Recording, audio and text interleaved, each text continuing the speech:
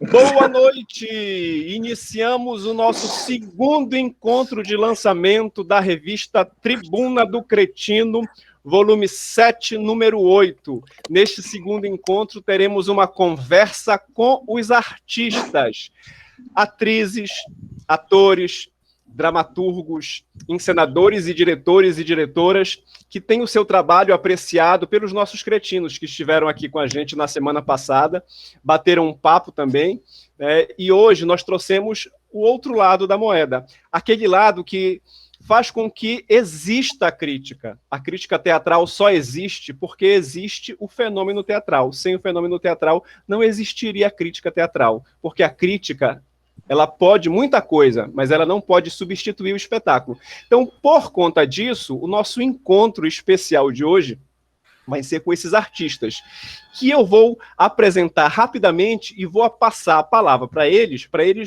localizarem a gente de onde eles estão falando. Eu vou fazer uma passagem rápida apresentando quem são os artistas e de quais montagens eles estão representando, e passo a palavra para eles. Nós vamos conversar com Marcelo Andrade e Bruno Rangel, que vem representando a montagem Imundo Ubo. Vamos conversar com o Marcelo Andrade e o Bruno Rangel, são atores e diretores da cidade, né? Inclusive o Marcelo com uma carreira internacional que ele já vai contar para a gente. A Herô Lopes é uma atriz da cidade que trabalha com cinema, tem, né, exercitado também outras linguagens, e ela vai representar o Grande Dia Qualquer, vai conversar com a gente. Saulo Cisnando, grande ator e dramaturgo da cidade, consagrado, que vai conversar com a gente sobre A Outra Irmã. Vandileia Foro, atriz, contadora de história, performer, vai conversar com a gente sobre Ver Paracuri. Marlúcia Oliveira, atriz, encenadora, diretora, professora de teatro, vai conversar com a gente sobre O Homem e o Cavalo.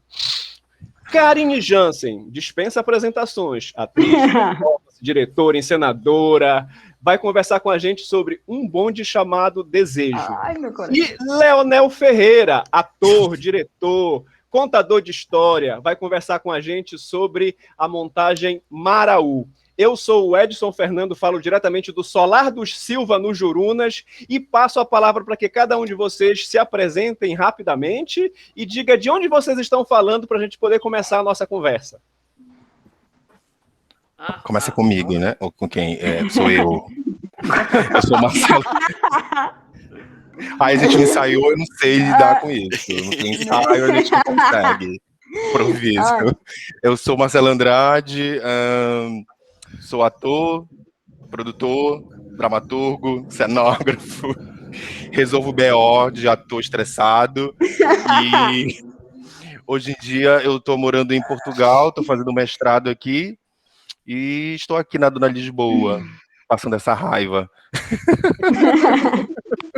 De Portugal, vamos para o Guamá com Marlúcia. Vai lá, Marlúcia. Oi, eu sou Marlúcia Oliveira, atriz, cantora, moradora do Guamá, professora da Escola de Teatro e Dança da Universidade Federal do Pará. Eu acho que é isso agora. Vamos para a Cidade Velha com Karine.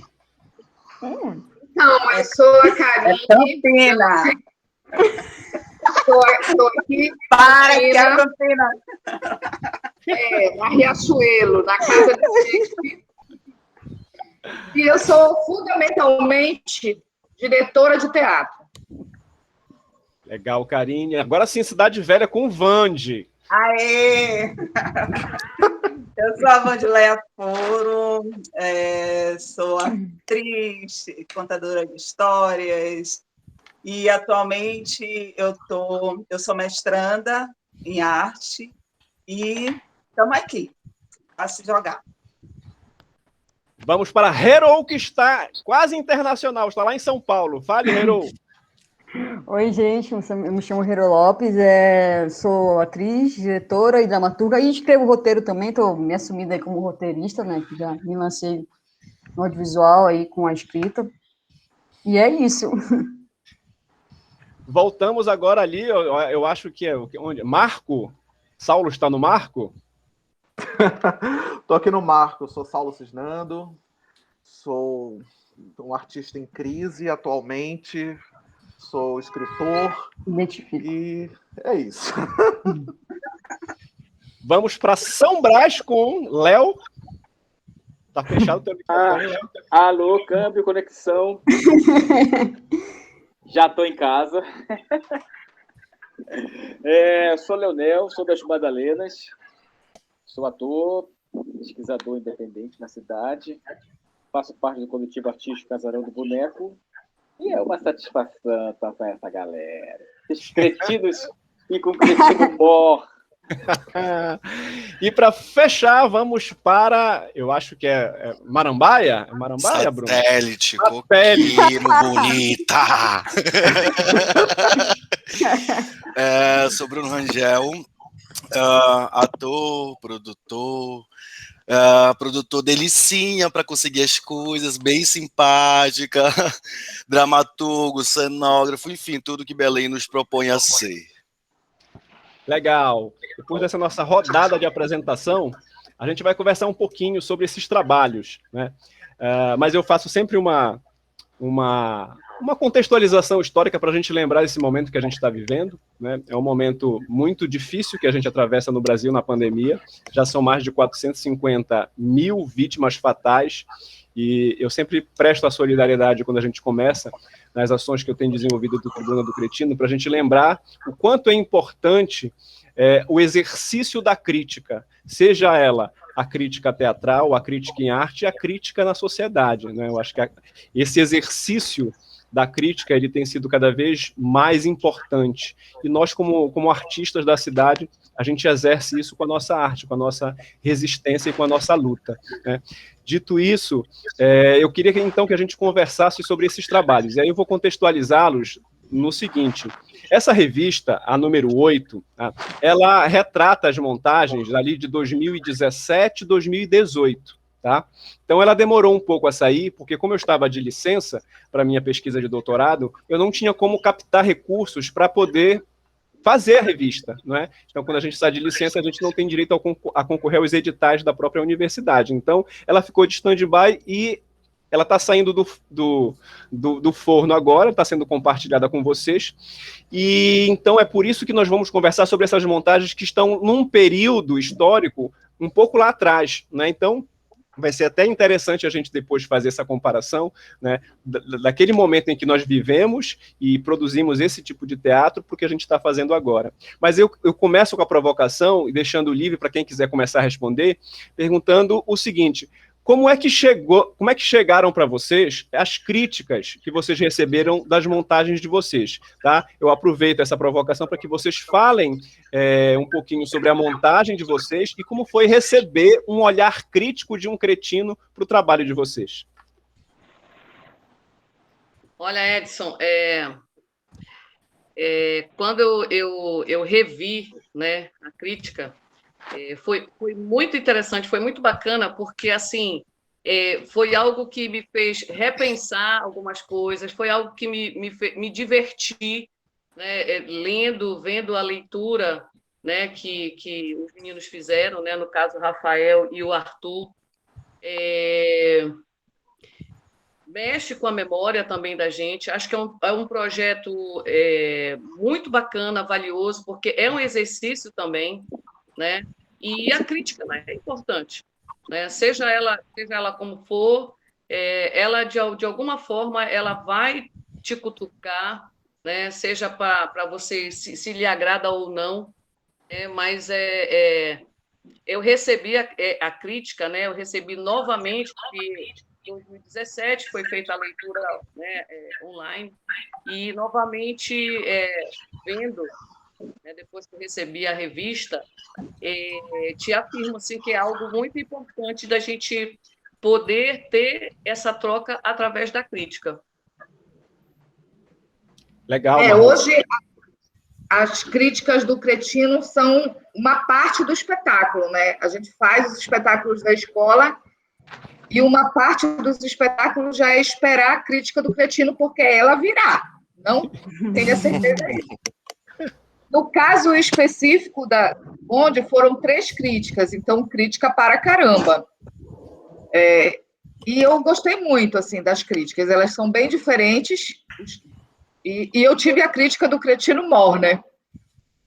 E uma coisa bem interessante da crítica do Edson é que ele pontua que a montagem do bonde, perto de uma virada que teve nas minhas encenações ultimamente. Porque eu sou cria dos anos 80, né?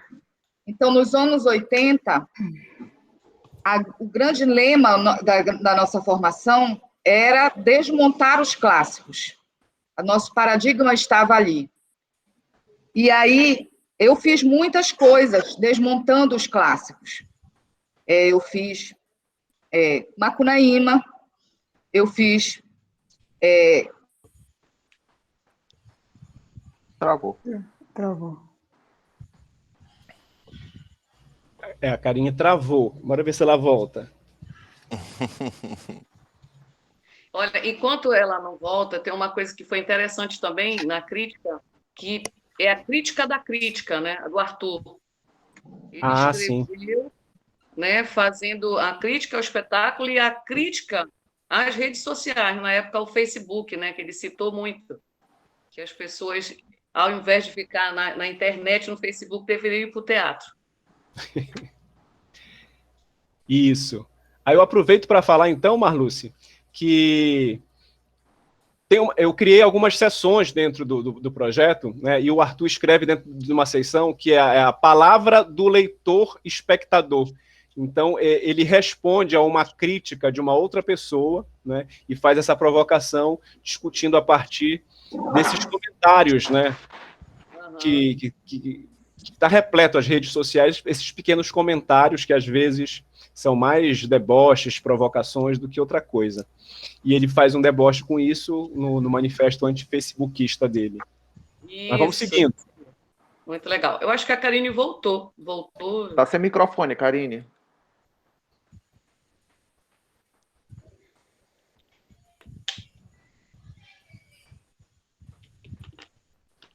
Karine? Tá sem áudio. Tá sem áudio, Karine? Estão ouvindo? Agora. Então, como eu estava falando,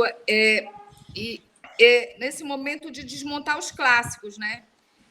Quando eu fiz Tchekov Viaja, que foi a última vez que eu fiz uma montagem nesse sentido, de desfragmentar a obra e trabalhar com essa questão da desmontagem, eu percebi uma mudança fundamental assim na questão da recepção do público com relação a isso, assim. E aí eu passei a me perguntar se estava na hora de desmontar os clássicos, se estava na hora da gente ler os clássicos. E eu percebia que havia uma maneira, a gente estava precisando montar os clássicos, a gente estava precisando ler os clássicos. E aí eu passei a tratar e a buscar montagens que pudessem trazer os clássicos para essa leitura mais linear. E eu passei a fazer isso. E é uma coisa interessante na crítica do Edson, ele pontuar isso, assim, né? Que é uma obra que trabalha com o texto como um guia, né? Apesar de fazer adaptações da dramaturgia, tem cortes severos ali, mas que traz a montagem, que busca que o espectador tenha uma leitura desse clássico, assim. Então, é uma coisa que eu gostaria de pontuar assim, nessa crítica, que foi muito importante para mim. E que mudou um pouco a minha trajetória como encenadora nesses últimos anos. Eu tenho procurado fazer montagens trazendo os clássicos para Belém, né? É isso.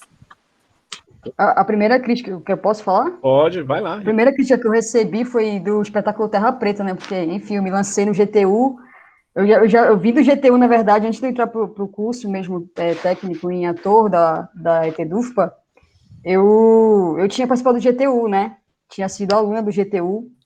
Também tinha feito algumas oficinas com alunos da escola de teatro antes de entrar para o técnico.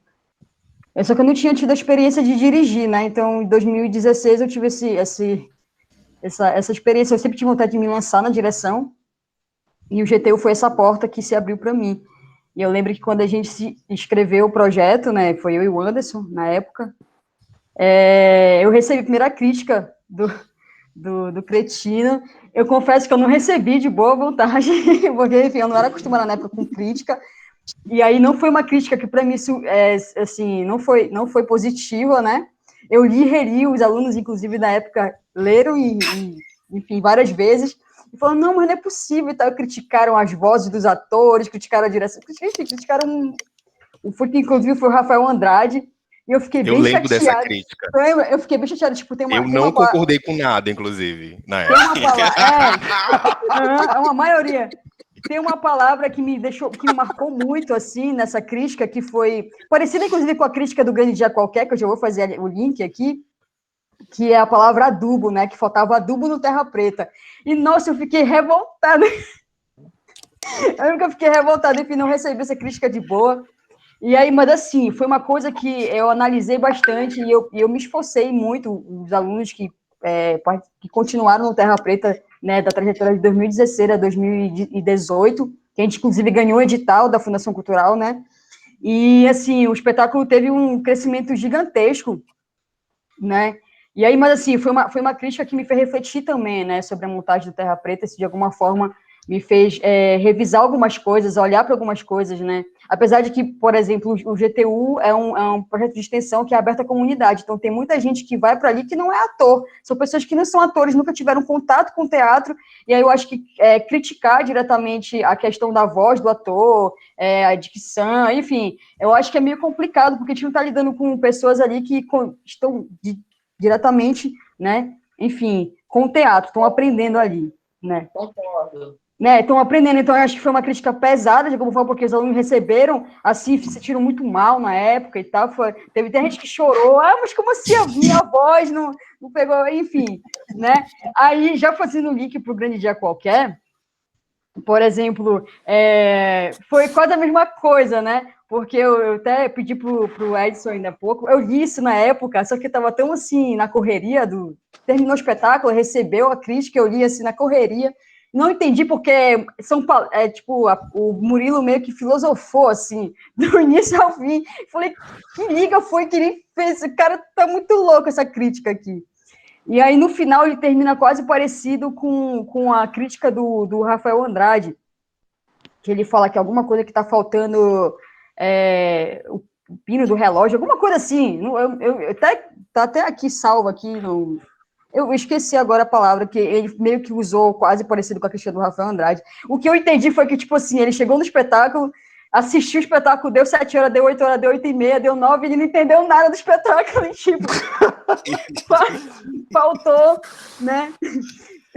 Faltou ali uma peça que estava faltando no relógio, né? Porque o espetáculo termina com uma grande máquina e tal, né? E aí meio que faltou a peça do relógio, é uma peça que ele fala lá. Enfim, mas assim, a questão da crítica, né? Isso me ajudou até a questão, quando saiu a primeira crítica do Terra Preta e a segunda crítica, que foi do Grande Dia Qualquer, eu aprendi a lidar com as críticas positivas e negativas, né? Era uma coisa que era muito difícil para mim aceitar a crítica negativa, tipo, não, nossa, sempre ficar já ali tipo, toda, como é que posso dizer, me defendendo, sabe? Tipo, não, mas eu usei isso aqui, aí não, aí comecei a entender que é normal a gente receber crítica tanto positiva quanto negativa. Mesmo não discordando, mas eu recebo. E é isso.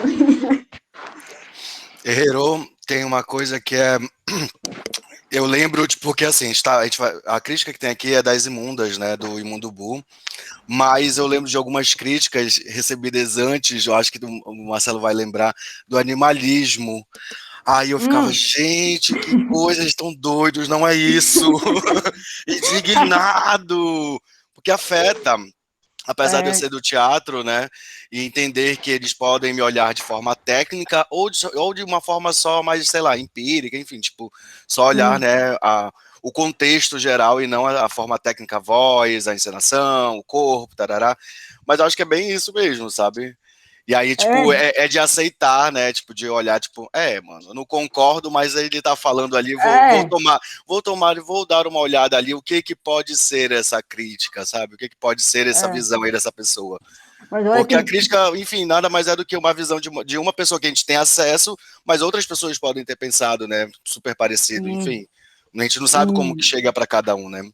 E eu, particularmente, sempre li, assim, eu li e reli. Eu li muito a crítica do Rafael Andrade. Nossa, eu li acho que mais de 10 vezes, porque eu queria tentar achar... Por quê? Eu li e reli, gente, sério. Eu estava inconformada com a crítica dele, eu falei, meu Deus do céu, como é que pode? Não é possível. E aí, gente, tipo, meio que entrando, a gente aqui, o Marcelo, a gente recebeu uma da Karime e uma crítica do Edson, né? Eu acho que é a primeira do livro lá.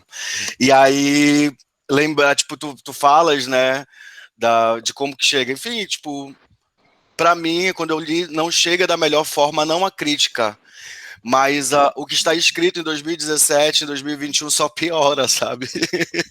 Do que tu escrevestes, né, relacionado às imundas. Nossa, gente, o quanto que as coisas, elas não evoluíram, e sim evoluíram, né, tipo, de toda a coisa que aconteceu lá atrás, enfim. E aí tu usas a patafísica, né, do Alfred Jarry e tal, que eu tava fazendo dever de casa, que foi dar uma lida, né, eu falei assim, gente, vou dar uma lida, né, pra lembrar aqui da coisa, né, para não fazer feio, né. E, nossa, gente, essa questão da lógica, né, que, enfim, a patafísica, ela traz, tipo, essa outra realidade, enfim, esse outro modo aí de ver. Nossa, gente do céu! É muito, pelo menos assim, das imundas, tipo, é muito, muito ruim, tipo, de ler mesmo. A palavra é isso mesmo, assim, a gente não mudou, saca? É difícil, assim, ler uma coisa de uma coisa que foi mostrada, de uma situação do país que foi mostrada, né, no teatro, e nada, sabe? Tipo, só fez piorar. Eu lembro que eu comecei a receber crítica, acho tão chique falar isso, né? Comecei a receber críticas. É verdade. Acho fino. Eu também acho. E eu comecei, acho que, enfim, em 2013, quando eu comecei a dirigir, eu comecei com a primeira crítica que eu recebi, acho que foi do Edson, inclusive, eu acho que foi do animalismo, era a minha primeira direção. A última coisa que eu queria me preocupar era se alguém estava escrevendo alguma coisa sobre, né, porque era tanta cagada para resolver, era quase 20 atores em cena, era uma estrutura absurda, era músico, era um monte de gente e tudo mais, e eu me lembro, eu queria falar uma coisa que eu acho que é bem interessante, que se eu for olhar para minha carreira enquanto diretor, que começa em 2013, eu acho que tudo que eu fiz desde 2013, eu acho que está registrado na revista, assim.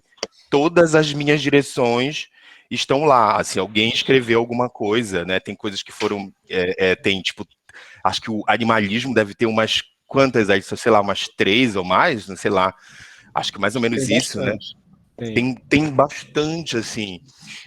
Eu sempre vi a crítica da revista, assim, com bastante atenção. Tinha coisas que, claro, eu super concordava, tinha visões que eu, enquanto a minha primeira direção, não conseguia enxergar, né, que era bem legal esse diálogo, que eu acho que é importante a crítica por isso também. Eu levo ela muito, muito por essa perspectiva, né, a possibilidade da gente dialogar. Sem só aquele tapinha nos ombros de alguém que fala, adorei, amei, mas de alguém que venha conceituar ou venha debater contigo a obra. Para mim, acho que a crítica, principalmente da tribuna, ela vem muito para isso. Mas eu me lembro de uma coisa que, para eu entrar nas imundas, que eu me lembro que o Edson antipatizava, né, com uma cena específica do espetáculo do Imundo. Do Imundo, não. Do animalismo, que era uma cena que tinha a música, que era era o brega. Era o alfabeto, do alfabeto. Era o alfabeto e tudo mais. Toda vez que o Edson escreveu 2 críticas dessa, e aí, simplesmente, o Edson sempre pegava nessa cena, e eu olhava a crítica e falava assim, Edson, me desculpa, mas eu não vou tirar porque eu amo essa cena, você que lute, eu não vou tirar porque eu adoro essa cena. Sabe como é difícil colocar ator para criar música? Eles que criaram, eu não vou tirar. Era eu pedagógico ali, né, querendo dar o trabalho pros caras. Mas no Imundo, né, que é a crítica que a gente vem debater aqui, eu acho muito legal, porque, por exemplo, o Edson foi num dia no teatro que eu acho que não tinha ninguém, né, Edson? Acho que só tinha o Edson e mais duas Tava pessoas. eu, o Amor e a Andresa. Isso! Tinha 3 pessoas, eu nem tava nesse dia que eu tava viajando. Só tava eu. E assim, foi bem legal, porque perceber que a presença do Edson, eu acho que elas arrasaram nesse dia, porque o Edson gostou, porque quando elas a toco do ver o elenco, a toco do ver poucas pessoas na plateia, eu vou fazer menos hoje. Mas como eles viram o Edson, eles resolveram arrasar. O Edson, inclusive, fez uma crítica legal. Amigo, eu simplesmente cheguei lá no bastidor e falei assim, olha, o Edson tá aí. Aí elas ficou polvorosas, né? Ai, meu Deus, vai ter crítica! E eu acho que esse movimento ele é muito bacana, assim, sabe? Da possibilidade de você saber que tem alguém ali que vai escrever algo sobre. Eu acho que esse contato, né? Essa troca entre os críticos que vão assistir os espetáculos é bem legal.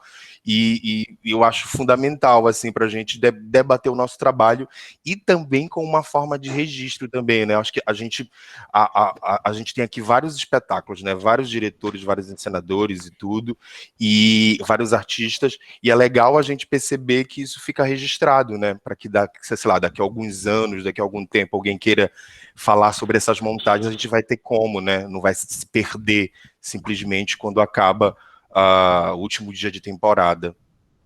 Saulo levantou a mão. Oi. Eu queria pegar um gancho que o Marcelo colocou aí, que foi essa de se sentir chique, né, quando recebe crítica. E a minha relação com a Tribuna do Cretino, ela um pouco transita por aí de verdade. Eu me lembro quando eu fui montar o Pop Porn, que foi a primeira peça minha que teve crítica do Cretino, eu fiquei muito... A gente sempre tem aquela divulgação, aí sai uma nota no jornal, aí não sei o quê, aí depois ninguém fala mais sobre a peça, e geralmente as minhas peças ficam um mês em cartaz, um mês e pouco em cartaz, e ninguém estava falando mais. E eu disse, gente, como é que a gente vai fazer para o tempo todo ter do que falar e ter como... Aí eu disse assim, bom, eu vou ligar para o Fernando e vou pedir crítica. E aí, sendo boa, sendo ruim, eu tô tendo toda semana lá no Facebook, postando, gente, olha, saiu uma crítica, e isso deixa o espetáculo chique, né? Nossa, muita gente está indo, muita gente está vendo a crítica, muita gente... E aí, na outra irmã foi essa a ideia. E na outra irmã ainda usei mais estratégia ainda, que era convidar um crítico por semana, porque aí toda semana eu tinha um, e quando eles iam de 2, eu dividia as críticas, assim, eu ia colocando. Se cada semana ia assim, se falava mal, eu escolhia um trecho, do tipo assim, botava um trecho assim, depois botava a crítica embaixo. Então, tem também esse lado do glamour da crítica, né? A crítica, ela traz um glamour, ela traz uma coisa assim, e as pessoas começam a achar que a tua peça é super importante, que tem muita gente assistindo, olha, já tá tendo até não sei quantas críticas aqui. Agora, o lance do receber a crítica, eu sou de boa. Porque eu era crítico, né? O primeiro trabalho que eu tive na vida foi como crítico de cinema. Então, assim, embora algumas pessoas odeiem quando eu falo isso, é muito legal a gente ser venenoso, irônico. É muito legal. Então, assim, toda vez que alguém me pergunta alguma coisa, eu digo, gente, vai pelo meio. Não vai nem pela pessoa que diz que o teu espetáculo é ótimo, ou bateu no teu ombro, nem vai por aquela pessoa que detonou. Vai pegando no meio. Até porque tem uma coisa que eu acho muito importante, que é na crítica, são duas coisas. Primeiro, o crítico não sabe o que realmente aconteceu, né? E assim, ele precisa analisar a tua escolha, né? Então, assim, eu me irrito um pouco às vezes em algumas críticas, onde assim, deveria ter feito tal coisa, porque ele não sabe se a gente tentou fazer aquilo, e por uma série de razões não deu certo. Então, assim, eu gosto quando a pessoa se senta como espectador e como crítico e analisa o que você escolheu. Porque não adianta você dizer assim, deveria ter feito tal coisa, mas você não sabe se eu não tinha dinheiro, se a luz estava queimada, se o ator era isso, se o ator que é ruim era o que estava pagando a peça. Tem uma série de coisas que acontecem. É o que acontece. Então, assim, por isso que eu tento ser de boa. Porque, assim, a pessoa que está assistindo lá...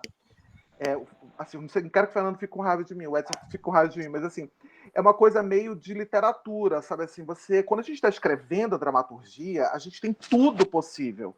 Quando a gente leva para o palco, a gente vai tirando coisas que a gente não vai conseguindo fazer, ou por falta de talento nosso, ou por falta de dinheiro, ou por uma série de coisas.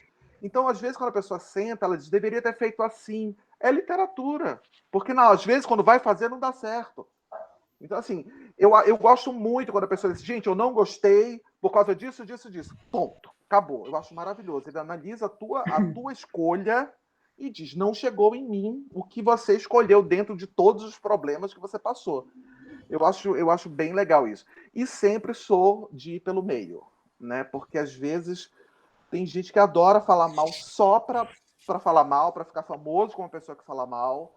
E tem gente que só quer falar bem, quer ser conhecido por falar bem, sabe? E vamos lá. Então, segue o curso aí. Mas eu acho que aqui, a princípio, eu espero que essa parceria continue por muito tempo, mesmo que falem mal das minhas peças, é essa coisa que dá visibilidade. É mais gente assistindo, sabe? É mais cuidado do elenco quando vai um crítico, sabe? É mais preocupação. É uma série de coisas que eu acho que acaba refletindo de uma forma positiva, além do diálogo, né? Claro, aquela coisa que você leva a falar e dialogar e ver, porque às vezes realmente tem sentido o que a pessoa está fazendo. Às vezes você fez uma escolha e não chegou na pessoa.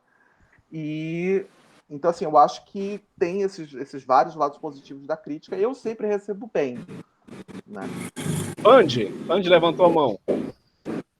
Então, o V. Paracuri, ele recebeu 2 críticas, na verdade, né? A primeira do Arthur, que eu achei bem interessante, porque o Arthur, ele fez uma escrita relacionada à produção do Casarão do Boneco, né? Então, foi bem diferente da crítica que o Fernando fez, né? Que veio amaciando, né?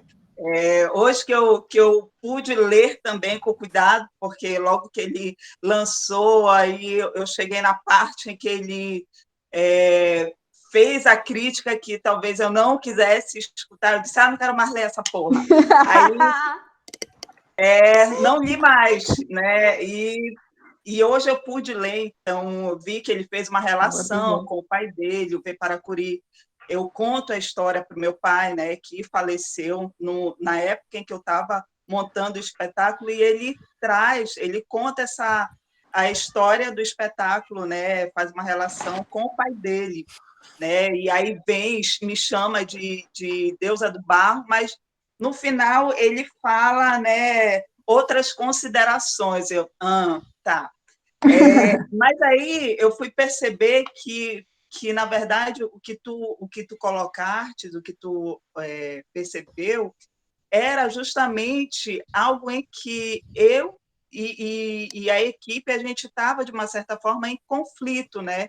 Que era, a gente queria juntar as linguagens, né? A performance, a contação de história, o teatro de formas animadas, e a gente fez, vamos fazer, a gente não parou para pensar, não, essa cena aqui é teatro de formas animadas, essa cena aqui é performance, essa cena aqui vai ser a contação de história. As coisas, elas foram se misturando, né? E quando eu li hoje, eu reli, eu disse, tá aí, olha, bacana, eu acho que agora eu, né, vou perdoar ele, né? Porque, de uma certa forma, ele sentiu, eu acho que esse conflito em que o espetáculo estava ali em volta, né? Tanto é que eu não chamei de espetáculo, eu chamei de exercício cênico, né? Porque até eu fiquei em dúvida, que porra é essa, né? O que é isso? É performance? Não, mas tem a direção da Adriana, é o teatro de formas animadas, aí eu comecei a colocar mímica, enfim. Mas foi bacana, assim, agora reler e perceber que é isso, né? A gente joga a obra para o mundo, né? E ela voa, né? Eu tenho aprendido isso, e uma das coisas que eu tenho conversado com a Vlad, né, que ela foi uma das... Mas tu queres analisar o público? tu queres que o público goste? Não é assim, né? Tu faz a obra e joga para o mundo, né? Então, faz parte das pessoas, né, gostarem ou não, falarem mal ou não. Enfim, o bacana é que o trabalho hoje, ele tá com ele se desdobrou, né? Hoje eu estou com um trabalho chamado Corpo Barro, né, que vem do Peparacuri, só que isso em vídeo, né, por conta desse tempo que a gente está vivendo, né, onde a gente está fazendo agora o teatro online. Então, o Peparacuri, ele teve esse desdobramento, mas que eu, de uma certa forma, ainda continuei tentando juntar essas linguagens, da performance, da contação de história, né? E não sei quando eu vou parar de fazer isso. Não para, Vande, continua. Para a gente fechar esse bloco de recepção aí dos críticos das obras, vamos chamar o Léo para falar um pouquinho do Maraú. Como é que foi, Léo, receber aí a crítica da Ivana, que é uma crítica toda poética, né, Léo? Rapaz, fiquei feliz com a crítica da Ivana, né? E é um espetáculo que eu tenho muito prazer. O Saulo acompanhou todo o processo do Maraú, quando nós estávamos no processo de criação do espetáculo. Foi o primeiro nome que nós pensamos para fazer a dramaturgia do espetáculo. Nós nos mudamos praticamente para a casa do Saulo, e muita coisa surgiu ali naquela sala, né, de criação na casa dele. Né? E quando eu lia a crítica da Ivana, só li agora quando eu recebi a revista, né? Não sei se tinha sido divulgado antes, não sei, nas redes sociais. E fiquei muito feliz, bonita a crítica dela, que vai por um caminho da poesia. E aí, assim, me faz perceber que então nós cumprimos com o nosso papel, sabe? Que chegou no espectador. De alguma maneira ele se viu naquele trabalho. Ele saiu dali alterado, falando de Maxi, impregnado de Maxi, né? E é feliz. Isso me fez lembrar também uma outra crítica do Galindo, que ele escreveu também uma coisa que eu fiquei super mexido. Falei, nossa, cara, que coisa incrível. E aí mostrei para todo mundo das Madalenas, né, para eles lerem, porque nem todo mundo acompanha, tal, né? Eu falei, gente, leiam a crítica que saiu do espetáculo. Né? E é um espetáculo que eu tenho assim, muito gosto mesmo de fazer por conta do Maxi, né? E esse espetáculo surgiu muito da minha cabeça de querer fazer homenagem ao Maxi Martins, por quem eu sou apaixonado, e que eu vinha adiando há anos em querer fazer alguma coisa sobre ele. Todo mundo falando, mas quando eu resolvi fazer em 2000 lá atrás, porra, um cara fez um vídeo, uma outra fez uma instalação, o outro fez não sei o quê, tá todo mundo falando de Maxi, né? E aí eu voltei de Macapá na cabeça assim, de querer escrever alguma coisa lá para a Casa das Artes. Eu vi alguma coisa, escreve sobre o Max, eu já tinha o projeto pronto, né? E peguei o projeto que eu escrevi lá em 2004, meu.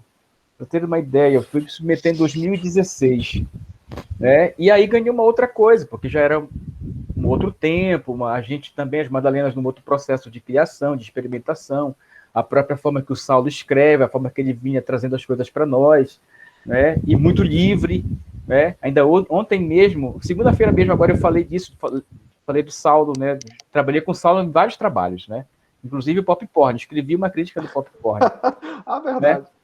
Né? E falando, cara, eu dizia assim, o Saulo, ele chegava conosco com um texto pronto, mas nos dava total liberdade para a gente mexer no texto. Né? Então, isso também era uma facilidade para nós. Né? Então, muito do que está ali é de um processo de construção coletiva, né? De cada um escolher o caminho, né? E isso está no espetáculo, de modo geral. E fica uma coisa muito, no caso especificamente do Maraú, né? Muito leve, né? Etérea mesmo, né? E que tem uma sonoridade muito, muito bonita que o Dieguinho Vatos faz, nas experimentações que ele foi descobrindo de sons, da imersão que nós fomos lá para Maraú, ficar o dia inteiro lá em Maraú, captando sons, né? Que depois vai para esse espetáculo no propósito justamente de trazer o espectador para aquele lugar, sabe? Estar ali, se sentir ali, como se estivesse de fato lá na praia, né? E aí quando eu leio a crítica da Ivana e me lembro do Galindo, eu falei, pô, meu, Eu acho que nós conseguimos, né? E eu me lembro muito, muito bem, quando o espetáculo estreou, em dezembro de 2016, essa crítica da Ivana é de 2018. Eu tentei lembrar assim, de quando foi essa apresentação. Nós fizemos uma temporada curtíssima no Valdemar Henrique, de 3 apresentações, não dá nem para dizer temporada, né? E depois fizemos umas 3 apresentações no Casarão do Boneco. Não sei se ela foi assistir no Valdemar ou se ela foi assistir no Casarão do Boneco, né? E aí, mas quando estreou em 2016, né, eu não sei como é para vocês, né? Mas, pô, nós ficamos 3 meses trancados na casa do Saulo, sem mostrar para ninguém. E aí você faz uma apresentação única e você se olha, o elenco se olha assim, né? Será que a galera gostou? Será que a galera entendeu? Né? E aí o Vasco Cavalcante, que não escreve, infelizmente, na tribuna, escreveu um texto lindo, maravilhoso, né, sobre o espetáculo. E, cara, depois o Zé Maria Bezerra fez uma música. O espetáculo ele assistiu no Sesc, né? E depois o cara que fez as fotos para mim de um outro espetáculo, que é um rapaz que eu não vou lembrar agora o nome dele, depois eu lembro, fez um vídeo, uma montagem também de várias passagens do espetáculo, né? Eu falei, pô, então esse espetáculo ele é bom, olha, a galera curte, né? Ele cumpre com a sua função, né? E aproveito e faço o convite aqui, nós vamos apresentar dia 11 de junho agora, na Mostra de Teatro da Amazônia, Narrativas do Norte, lá no SESI, né? A convite do Cláudio Barros e do Cláudio Mello. É uma mostra virtual, né? E vai ser bem legal. É isso, basicamente, né? Feliz até com as produções, né, da revista, sabe? Eu fico assim... Eu não noio, sabe? Eu nunca fiquei noiado com crítica. Eu vi vocês falando aí, me lembrei de uma crítica do Paixão Barata e Madalenas em 2002, no Festival Nacional de Teatro de Recife, e todo mundo acompanhou a repercussão do Paixão Barata aqui em Belém, né, em 2001. Aí nós vamos para o Festival Nacional de Recife, uma crítica detonou com o espetáculo. A gente tinha uma outra apresentação no dia seguinte, né, já na Paraíba, em João Pessoa, e a galera chorando, né? E eu, cara, relaxa, eu fico na minha, legal, bacana. Né? É isso que ela acha, foda-se, né? A gente vai seguir fazendo espetáculo, né? Ela faz o trabalho dela e a gente vai fazer o nosso. A crítica do Paixão Barata aqui em Belém foi uma das coisas que mais encheu o teatro, né? As pessoas justamente. Pois é. E quando a igreja fazia a crítica do Paixão, mais o teatro lotava, né? Talvez se nós tivéssemos mais uma noite, né, Vânia, naquele festival, talvez o povo fosse fazer fila lá do de fora para assistir o espetáculo, para ver realmente que... Olha o título da crítica, gente. Aplaudir foi educação. Nossa. Era o título. E vocês depois dizem que eu que sou cretino. Aplaudir foi educação. Era os cabelos descoloridos, os cabelos descoloridos, né? O Rodrigo Braga estava de aparelho ortodôntico aí falando que é aparelho de menino. Porra, vai catar coisa. Eu vou esquentar minha cabeça com isso. Eu tenho um cenário para montar, minha colega, no outro dia, que levava praticamente 3 horas para montar. Eu vou me prender com a crítica de uma mulher que tinha uma apresentação depois de sei quantas horas de viagem de ônibus, sabe? Uma cagada para montar o espetáculo, para resolver luz, para resolver som. Agora, Léo, aproveitando que tu já começaste a vender o teu peixe aí, da apresentação que vocês vão fazer em junho, eu já aproveito para jogar a provocação para todos. Como é que vocês estão enfrentando esse momento da pandemia? Como é que tem sido produzir teatro, fazer teatro, viver de teatro em meio a uma pandemia, onde os recursos que a gente tem para produzir a nossa arte está nessa interface com o audiovisual e com a internet. Como é que vocês têm lidado com isso? Quem começa? Rapaz, eu fiz muita coisa agora, sinceramente. Fui obrigado a fazer muita coisa, né? Até adaptar a contação de história para virar espetáculo de teatro, né? E aí nós vivemos uma experiência muito doida no Casarão do Boneco, inclusive, a partir do edital da Aldir Blanc. E a gente pensou uma coisa que virou uma outra coisa e a gente também relaxou. Falei, gente, não é teatro, é audiovisual, né? Nós estamos chamando de experimento cênico, mas tem um cara que vai editar a história, vai montar do jeito dele, do jeito que ele viu, e foi um processo muito maluco, né? E agora a gente vai gravar. Vamos criar um espetáculo, né, no formato de teatro mesmo, né, com 2 câmeras, tá? A gente queria meio que fazer a movimentação como se fosse o público olhando, mas, enfim, não é a mesma coisa, né? Acaba virando um outro produto, mas também eu desencanei, né? Eu assisti no ano passado, logo no começo da pandemia, uma programação de uma dessas unidades do SESC espalhada no Brasil, que eu não vou lembrar qual, né? E era a discussão justamente sobre isso, sobre teatro na pandemia, se é teatro ou não é teatro, né? E foi uma discussão super legal, que depois a gente discutiu nas Madalenas sobre isso. O que nós iríamos fazer era teatro, não era teatro. Eu falei, é teatro, só que é filmado, gente. Né? E eu também não esquento. Eu acompanhei a discussão semana passada, desencanei total, sinceramente, sabe? A gente se prepara para um espetáculo de teatro, a gente treina para um espetáculo de teatro, a gente escreve no formato de teatro, que vai ser filmado, que o cara vai poder ver no celular, no notebook, no tablet, onde ele quiser, sabe? Enfim. Eu tenho chamado de teatro pandêmico, por conta do contexto, né? Mas eu considero, sim, teatro justamente por conta disso que tu acabaste de falar, Léo, porque a gente ensaia, né, ou apresenta, né, filma ele com um corpo, né, para o teatro, com gestos para o teatro, né, a gente não diminui o nosso gesto para enquadrar ali, né, tal qual o cinema pede, né, para ser bem minimalista, né, essa coisa bem pequena.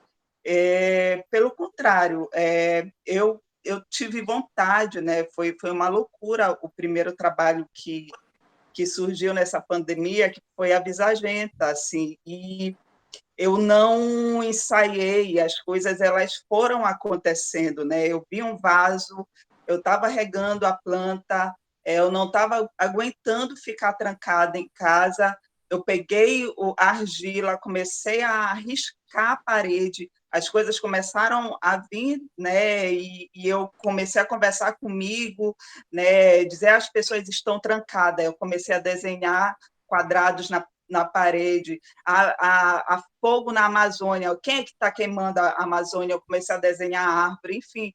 E isso foi sendo... quando eu fiz isso, eu deixei o computador ligado, e eu não fiz assim, não, agora eu vou parar aqui, vou enquadrar isso aqui e tal. Eu acho que é bem interessante esse movimento. Eu queria tocar em um ponto interessante que eu tenho percebido, por exemplo, do teatro dentro das casas, do quanto esse teatro dentro das casas, eles estão movimentando, né, o teatro está movimentando pessoas que não são da cena. Eu participei da aula, né, fiz estágio com a Karine, de encenação, e tiveram 2 trabalhos em que os alunos, né, convidaram parentes e amigos que não eram atores para participar. Né? Eu vi agora um trabalho dos alunos das alunas da Iara, em que uma avó, né, convidou os netos e aparecia os netos com o refletor, sabe? As crianças participando, né? O companheiro participando, as filhas participando. Então, eu acho que tem um movimento bem interessante, né, com relação a esse teatro no isolamento, né? Do quanto ele está movimentando outras pessoas, né, que nem eram da cena e que estão ali, sabe, se envolvendo com o teatro. E eu chamo de teatro pandêmico, sabe? Eu não, a gente filma, beleza, mas a gente também filma teatro, né? E a gente, principalmente para enviar para festivais, e a gente não chama esses trabalhos de cinema ou de audiovisual, a gente envia os trabalhos de teatro filmado para, né, serem selecionados ou não, mas é teatro. Né? É claro que tem, né, trabalhos que começam a ter uma pegada, né, que fica ali entre né? O audiovisual, o teatro e uma outra coisa. Tem uma outra coisa ali no meio que a gente, eu acho que está, sabe, descobrindo, e a gente só vai saber o que é, eu acho que bem mais adiante, né? O Visagenta e o Desabamento do Mundo, que é uma extensão do primeiro vídeo, né? Sim, a gente já trabalhou com uma pegada de edição que está ali mais para a linguagem do cinema. Mas, como eu falei no início, né, eu não trabalhei para o cinema, eu trabalhei pensando no teatro, na performance, né, e aí a edição deu uma outra configuração, né, uma outra roupagem. Legal, Vandi. O Saulo está com a mão levantada. Vamos lá, Saulo. Sobre esse tempo do teatro na pandemia, a Vandi falou assim, a gente está descobrindo esse lugar agora. É engraçado porque, para mim, eu já estou tentando descobrir esse lugar há muito tempo, porque eu trabalho com o que a gente chama de peça-filme. Então, assim, há muito tempo que eu já fico tentando misturar o audiovisual com o teatro. Então, assim, eu tive 2 experiências de teatro na pandemia, agora nesse tempo. Um deles foi muito interessante, que foi a Reinvenção do Amor, que a gente ganhou o Aldir Blanc e foi montada a peça. E, apesar dela estar gravada, apesar de ter corte, a gente sempre acha que para você levar cinema para o palco, você apenas projeta. E a gente também valoriza muito essa coisa ritualística de você ir ao teatro. Mas o teatro tem muitas outras coisas, tem muitos outros detalhes que fazem parte de todo o mecanismo do teatro, assim como o cinema é muito mais do que apenas você projetar. Então, o que a gente fez? Assistindo a Reinvenção do Amor, que não fui eu que dirigi, inclusive, eu percebi que o texto ainda era muito teatral, ainda era a voz levando para a ação. Eu percebi as abstrações ainda muito gigantescas. E, então, assim, ainda eles estavam num lugar preto, com algum ou outro adereço, e esse adereço ia se transformando em várias coisas, as roupas iam se transformando. Então, tinha um detalhe de abstração que era muito mais teatral do que o cinema.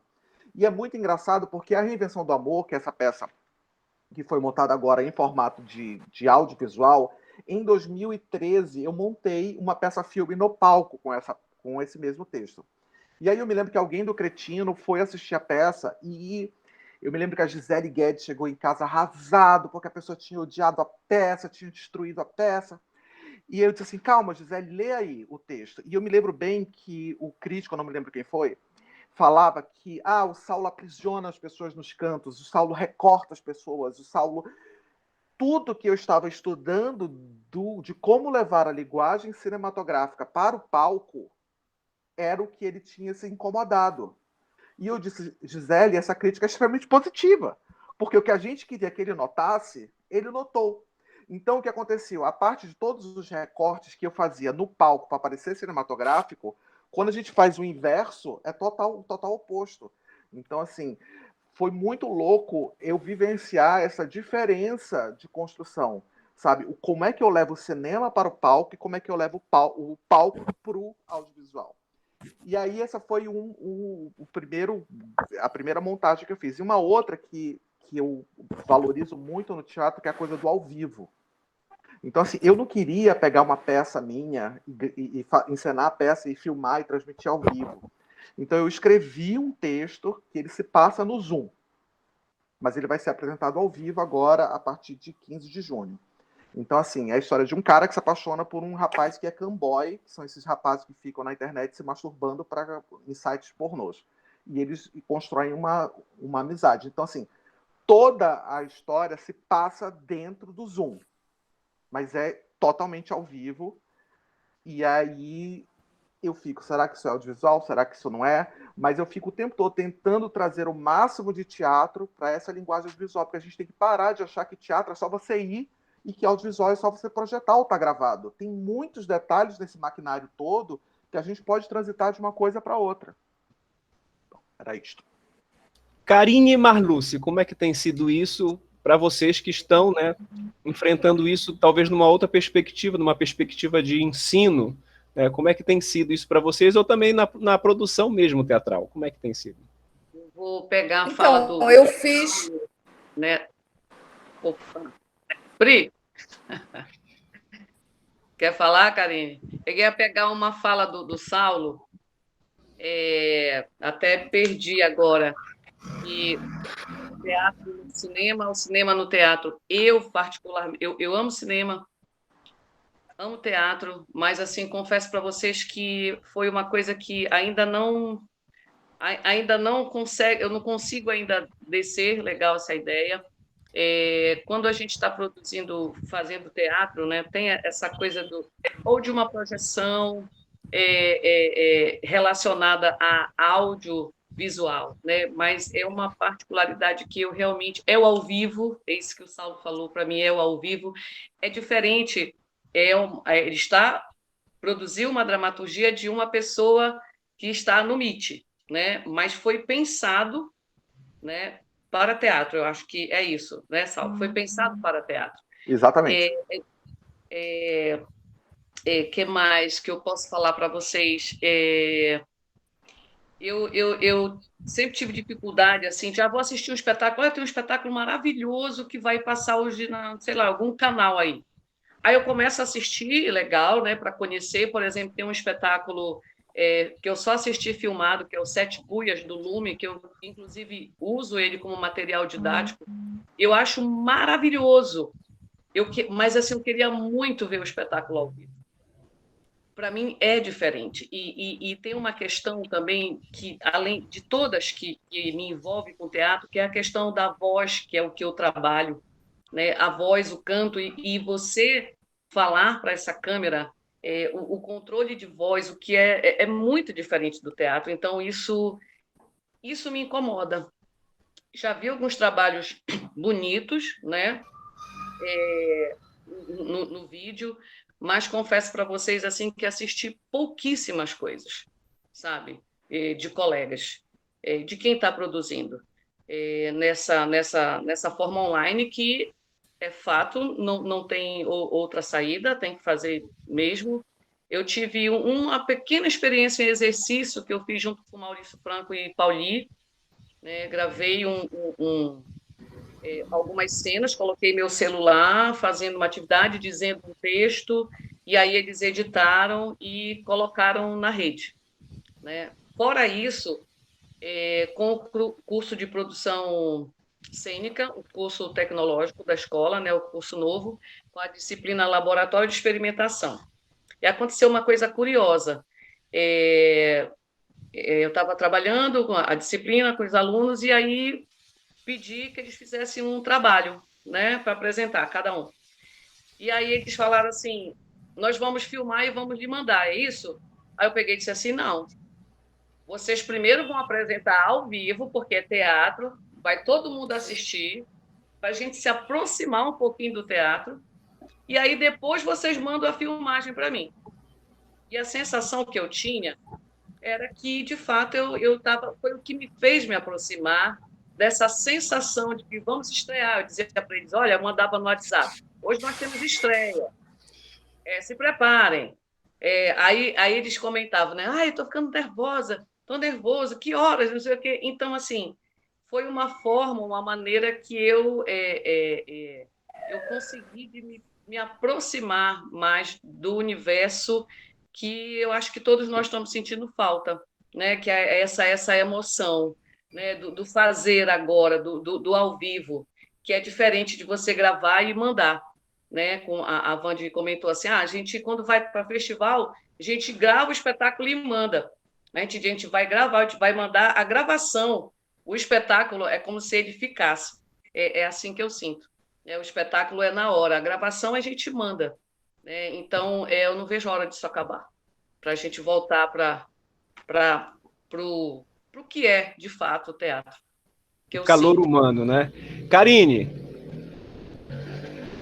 Então, eu tenho poucas coisas para falar sobre isso, assim. Às vezes até me dá um pouco de preguiça. Eu acho que, de alguma maneira, eu sempre tentei dialogar entre o cinema e o teatro nos meus trabalhos. Eu gosto de projetar imagens dentro do espetáculo, eu faço algumas coisas nesse sentido. Nesse tempo agora pandêmico, eu tive uma experiência com a companhia de Shakespeare, a Casa de Shakespeare, que os meus 2 atores da Casa de Shakespeare estão morando agora em São Paulo. E aí a gente fez um experimento cênico chamado Tu Quer Te Aparecer, para o dia do aniversário da mãe do Renan Coelho. E a gente fez todo no Zoom, ao vivo. Então, a gente teve a plateia e eles montaram as cenas no Zoom. E eu dirigi eles pelo Zoom. E a gente fez como presente de aniversário para a mãe do Renan. Então, foi uma experiência que a gente teve assim. E a gente quer montar agora uma peça do Brecht pelo Zoom. Não sei se vai dar certo. Eu tenho pouca paciência para isso, mas a gente está tentando. Eu estou ensaiando com a Larissa um espetáculo que ela ganhou na Lei Aldir Blanc, que é o Imemorial. Ensaio presencial, tem algumas coisas de imagens, ela dialoga com imagens, e também vai ser filmado e vai ser colocado no YouTube, provavelmente. Eu acho que eu tenho pouca paciência, porque eu me coloco numa posição hoje de ser uma artista que tem um emprego. E por ter um emprego, eu não me dou o direito de concorrer a editais. Mas, ao mesmo tempo, eu não tenho uma folga financeira para estar financiando projetos. Então, eu fico um pouco sem paciência de ficar discutindo essa situação hoje, entendeu? Porque eu tenho meus amigos desempregados pegando dinheiro para se sustentar, para pagar comida mesmo. Então, eles estão sem muita folga para fazer grandes coisas. Então, as pessoas estão batalhando mesmo para comer. E eu não tenho muito como sonhar. Então, eu acho que eu estou meio sem paciência para isso. Por outro lado, o meu trabalho está me exigindo muito, né? Porque eu tive que me reinventar como professora. Tive que me reinventar, todos nós, né? Para uma escola de teatro ser, hoje, totalmente online, né? Então, disciplinas que há 23 anos você está ministrando, hoje você tem que ter um outro formato de trabalho. E, ao mesmo tempo, administrar uma condição muito precária de alguns alunos, né? Aluno que divide celular com a mãe, aluno que não tem como entrar no Meet porque a sua internet não tem como segurar. A minha não tem, né, gente? Eu estou aqui no celular, como vocês podem ver. Verdade, porque o meu Karine. computador... Então, é uma situação assim, sempre que a gente fica tendo que lidar com muitos senões, sabe? Mas, ao mesmo tempo, como a própria Vandileia colocou, a gente está numa geração, essa geração que está vindo para a escola é uma geração que tem uma intimidade com a tecnologia muito maior do que eu tenho. Então, os resultados dos trabalhos dos meninos, dirigindo a mãe, dirigindo o pai, dirigindo o irmão, dirigindo a vizinha, é muito interessante. Ou mesmo eles mesmos se filmando. Eles me surpreendem muito com os resultados que eles fazem. Mas não está sendo muito fácil viver essa pandemia e viver esse teatro pandêmico. É, para mim, muito doloroso, assim, muito difícil. Falando em geração, vamos ouvir aí agora uma geração, né, que faz parte dessa que a Karine acabou de citar, que é Herô, Marcelo e Bruno. E para encerrar esse obrigado. Bloco, então um pouquinho, né? Muito obrigado. Como é que tá para vocês que são dessa geração que já tem esse domínio com a tecnologia? Olha, para ser sincera para vocês, quando começou a pandemia em 2020, né? Eu estava produzindo um videoclipe que eu nem terminei de editar ainda ele. Eu estava entrando já no audiovisual. Em 2019, eu me formei na especialização em dramaturgia, né? E eu produzi bastante coisa para teatro em 2019. Quando foi 2020, eu resolvi me lançar no audiovisual. Eu já estava meio que né, saindo um pouco do teatro e focando mais no cinema. Quando veio a pandemia, gente, sério, eu sinceramente, eu brochei em tudo, assim, eu não consegui produzir nada. Tanto é que eu passei o ano inteiro de 2020 fora do teatro. Eu não assisti nada de teatro. A questão da produção também do audiovisual, gente, eu estanquei, sério. Eu fiquei totalmente paralisada. Eu não consegui não consegui produzir nada. Eu não consegui. Tanto é que eu me envolvi na causa animal, fui para a causa animal, me afastei totalmente. Acho que quem viu deve ter me acompanhado na rede social. Eu estava totalmente na causa animal. Eu saí do teatro porque eu não consegui, eu fiquei totalmente com a minha mente criativa, ela bloqueou. Eu não consegui produzir nem escrita, nada, nada, nada. Eu acho que eu tentei ainda me lançar no edital do Festival Tia Quieta em Casa, só que eu fiz alguma coisa, não consegui sentir, né, aquilo que eu acho que foi a Marluce que falou, que é teatro, para mim tem que ser aqui real, sabe? Se não for, enfim, mas eu realmente estanquei. Aí esse ano que eu já vim me lançar mais, estou tentando escrever alguma coisa. Eu acompanhei alguns amigos, inclusive, tipo, Paulo César, por exemplo, ele saiu de Belém, tá em Bragança produzindo pra caramba, e isso me inspira muito mesmo, assim, porque ele tá produzindo muito em Bragança, né? Teatro, tentando se reinventar também, né? Tenho acompanhado os meus amigos que se formaram na escola de teatro, né? E vejo que estou produzindo bastante. Inclusive, no caso, o ano passado, para dizer que eu não fiz nenhum trabalho, eu não sei se você conhece a Sandrinha, vocês conhecem a Sandrinha? Sandrinha passou no edital, e aí ela me convidou para fazer fotos do espetáculo dela. Eu cheguei aí lá, que estavam gravando, só que eu fui já como fotógrafa, né? Não fui como alguém que estava já, tipo, para trabalhar na cena e tal.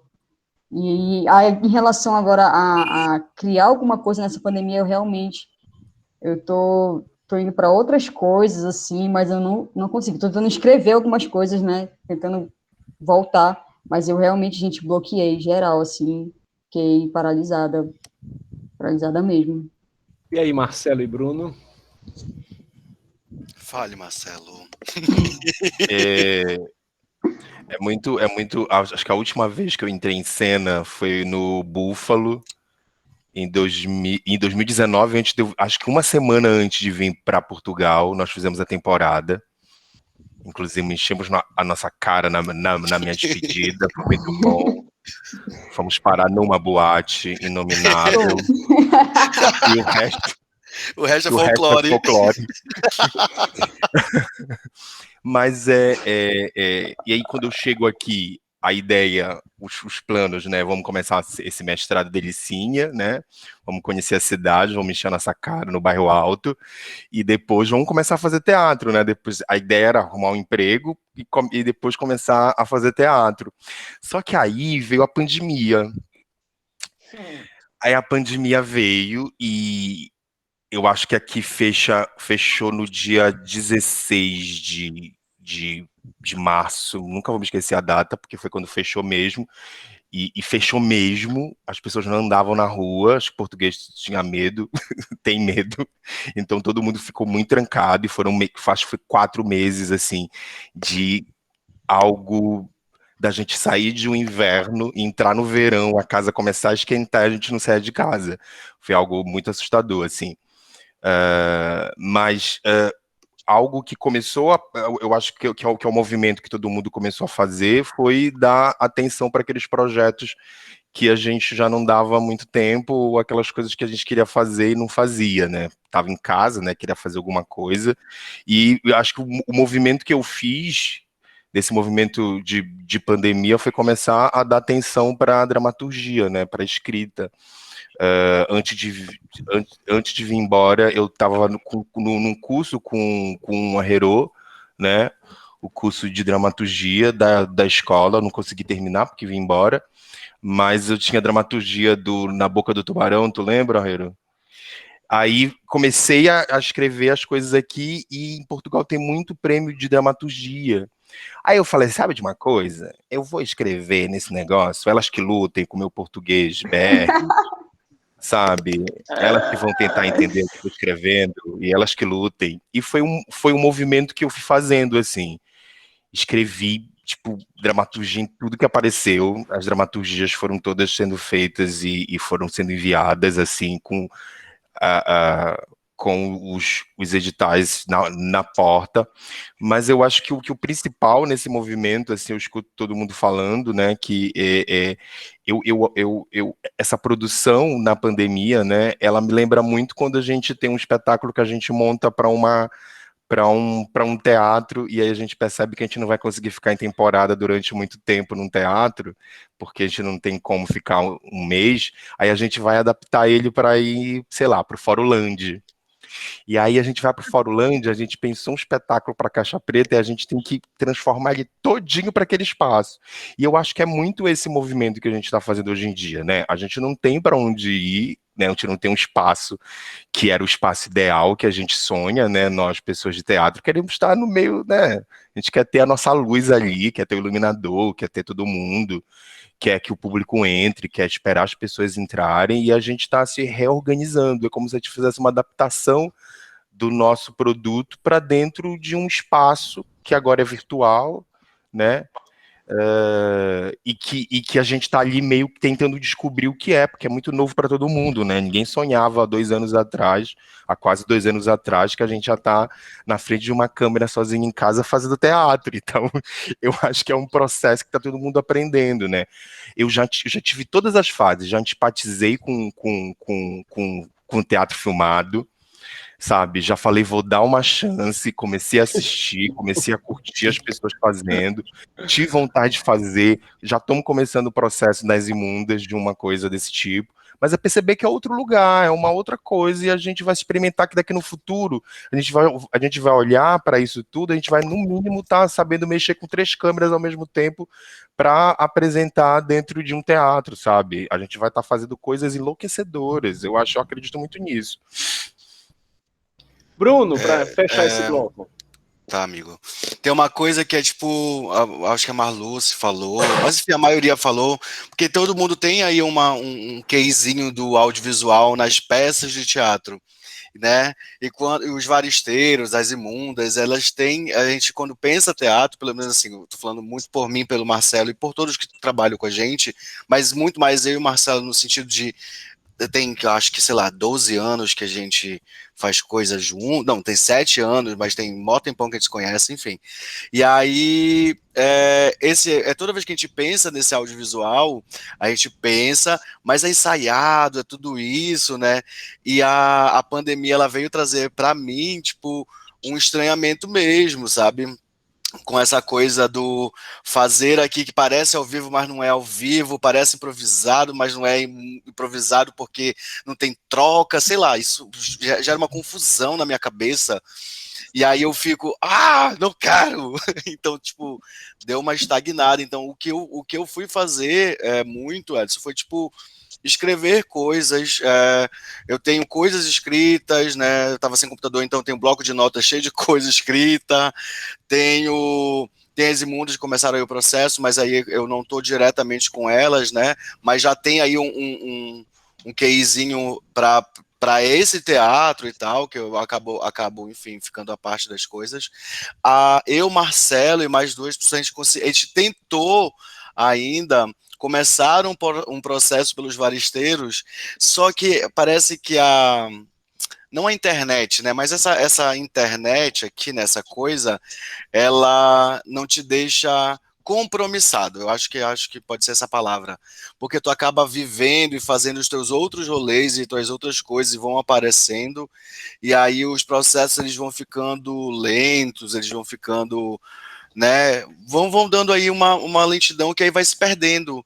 Eu acho que é muito porque teatro tem essa questão do olho no olho, né, pelo menos assim foi ensinado, né, pra gente, desse olho no olho, desse contato, dessa troca de energia, que é mais difícil conseguir isso, assim, é bem mais difícil conseguir isso pela tela do celular, sabe, pelo computador, né, enfim. Então, assim, tá sendo bem difícil, cara. Legal, gente, já estamos há um pouquinho mais de 1 hora conversando, um papo muito gostoso, muito interessante. Para a gente encerrar, eu vou lançar um desafio a todos, que são as 2 perguntas finais. O desafio é o seguinte, tem que responder com uma frase curta, com um pensamento curto, pode ser uma palavra, mas tem que ser com capacidade de síntese, tá? São 2 perguntas, são as mesmas 2 perguntas que eu fiz aos cretinos que estiveram aqui na semana passada. E as perguntas são: o que é preciso dizer hoje, em meio a essa pandemia, aos artistas de teatro da cidade de Belém do Pará? E o que é preciso dizer hoje, em meio a uma pandemia, aos gestores da cultura, seja do Estado ou seja da Prefeitura de Belém do Pará? Com a palavra, vocês.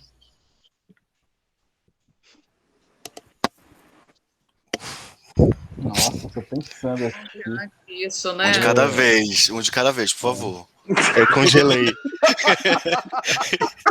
Travou. Travei.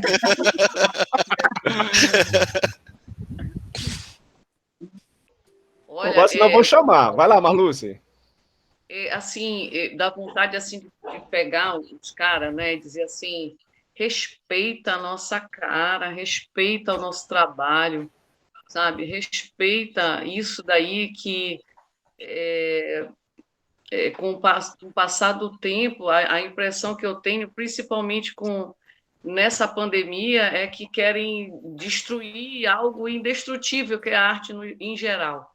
Então, acho que eu diria para os gestores, respeitem, sabe? Respeitem. E aos artistas, Marluce? Aos artistas, eu diria resistência, força, porque não é fácil. A Karine fez uma fala realmente em relação que eu também falo de um lugar de alguém que tem um emprego, né? E é muito diferente, né, de quem está aí, sabe, como os nossos alunos, artistas, e que está faltando comida, né? E esse outro alimento também não pode nos faltar. Então, assim, a gente precisa seguir indo atrás também desse alimento. É o que eu diria para os artistas. Beleza. Vamos para Saulo. Capacidade de síntese, Saulo.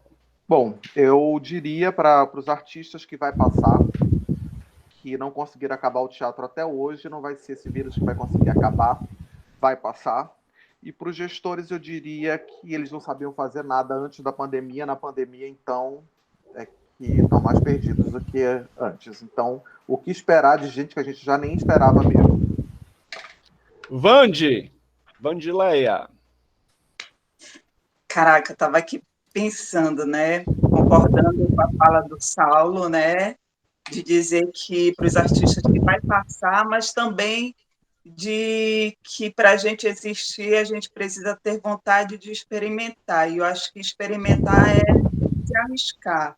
E eu acho que a gente gosta de se arriscar, nós artistas gostamos, é por isso que a gente vai para o palco ao vivo, por isso que a gente gosta de estar no palco ao vivo. E para os gestores, sei lá, cara, não sei mais o que a gente fala para eles, mas uma coisa é preciso dizer para todos, que artista também trabalha com público, e a gente não pode ficar no final da fila para ser vacinado. Legal, Vandi. Hero! Eu tô até agora, porque, tipo assim, eu acho que eu vou para os artistas, e que eu me incluo, inclusive, nesse meio, assim, é esperança, assim, saca? Porque, de alguma forma, em algum momento, eu perdi isso. Eu falo, enfim, eu perdi a credibilidade, enfim, a pandemia me parou mesmo enquanto artista, sabe? Eu fiquei bem... Então, acho que eu uso a palavra esperança e, cara, os gestores, eu realmente não tenho o que falar de verdade, eu não... De verdade. Sem palavras, Gerô. Ok, o silêncio às vezes fala muito, né? Karine.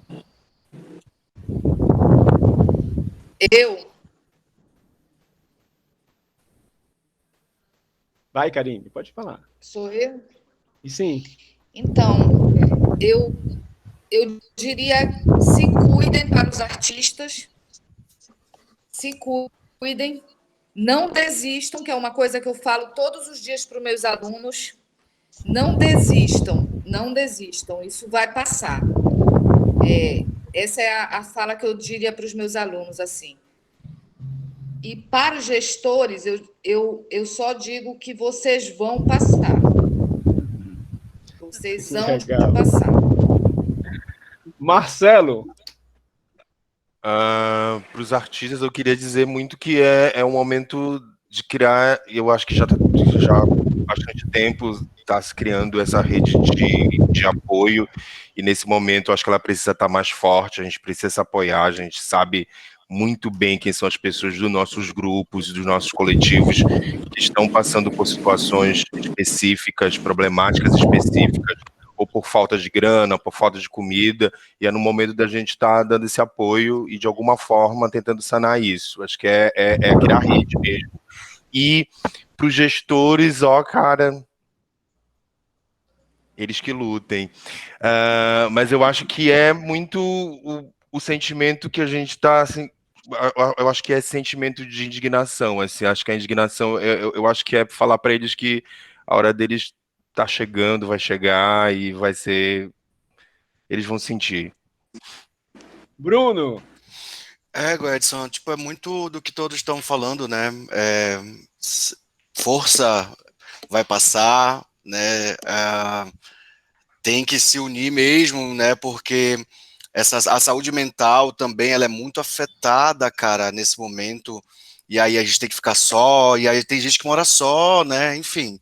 Então, assim, se liguem, vamos procurar ali fazer, se não está acostumado, vamos tentar se acostumar com as conversas pelo celular, né, em vídeo, porque é o diferencial, cara. Então, assim, é muito isso. E assim, tentar fazer o máximo, e não se martirizem se vocês não estão produzindo, se não está rolando, se não está vindo a criatividade, porque é um momento diferente, é novo, tem 2 anos só, então assim, cuidado, né, se cuidem, né, dessa forma mais psicológica. Mano, para os gestores, eu quero saber se o cavalo mordeu tua cabeça, seu filho de uma égua. Égua, não, mano, vão tomar, puta que pariu. Para fechar com chave de ouro, Leonel. Tá fechado o teu microfone, Léo. Bom, eu lembrei aqui agorinha da frase da Fernanda Montenegro. Ela diz assim mesmo: o teatro existe porque nós queremos que ele exista. Então o teatro vai continuar existindo, porque nós somos existentes. Nós chegamos até aqui e nós vamos passar por tudo nisso. Vai passar. Mas eu quero fazer mais um complemento. Aldir Blanc, esse auxílio emergencial que saiu aí em 2020, 2021, ele mostrou para o país o quanto nós temos de produção artística diversa que estava presa. Gente que queria mostrar o seu potencial, mostrar sua criatividade, mas que não conseguia sair para lugar nenhum porque não tinha recurso. Recurso tem. E aí a gente precisa pressionar os governantes nas 3 esferas. Né? Ainda há recursos públicos, aí eu falo para os governantes: a tua hora vai chegar, negão. A tua hora vai chegar. Bolsonaro, tu vai cair, tu não vai chegar nem no segundo turno, certo? Nós vamos botar para fora toda essa corda que está em Brasília. Michel Pinho, fica ligado no movimento, cara. Tu tem que abrir o diálogo verdadeiro, não ficar fazendo passeio na cidade virtual. Nós precisamos muito mais. Nós esperamos por 16 anos para mudar a cultura do Pará, em Belém especificamente. Tá bom? Tá bom? Chega de reunião virtual e vamos fazer, de fato, uma política cultural para a cidade de Belém. Úrsula Vidal, minha querida amiga bonita, por favor, não adianta criar edital, aumentar a quantidade de editais e diminuir o valor do prêmio. Certo? Isso não cola, essa prática é antiga. Tá? Então nós precisamos ser os políticos precisam ser mais sensíveis ao que está acontecendo no país, no estado e na cidade. Tá certo? E sem mobilização, nós vamos ficar só discutindo e os ventos vão levar nossas palavras. Nós precisamos pressionar e estar presente lá. Tá bom? É isso. Gente, obrigado. Eu queria encerrar fazendo o registro desse encontro de gerações que a gente teve aqui. Eu fui aluno de Karine, fui colega de turma de Saulo, dividi palco com Vande, fui professor de Herô, Marcelo e Bruno, né? E sou colega de trabalho de Marluce e também dividi palco com Leonel da gente Foi meu professor de crítica. Na crítica. Então foi muito prazeroso encontrar vocês e perceber como é que vocês estão enfrentando tudo isso, como é que a gente continua resistindo junto. E eu tenho convidado todos que eu tenho conseguido conversar por esses meios virtuais, para virem aqui, assim que possível, assim que for seguro, aqui no Estúdio Solar dos Silva, que é esse lugar que eu estou meio pirando também, brincando, experimentando e me divertindo, fazendo sátiras, paródias. Venham aqui fazer alguma coisa que vocês queiram, para a gente tomar um café, tomar um vinho, uma cerveja ou uma cachaça. E voé para a gente, merda, e que a gente se encontre nos palcos da vida. Muito bem. Obrigada, Valeu, tchau. Fernando. Vida longa. Obrigada. Viva a cretinice. Viva a cretinice. Valeu, gente. Valeu. Valeu a todos. Beijo. Prazer Fiquem encontrar bem. vocês. Muito bom Valeu, estar com Karine. vocês. Beijo. Vou te Valeu. rever. Beijos. Beijo. Tchau, tchau. Valeu. Boa noite. Beijo.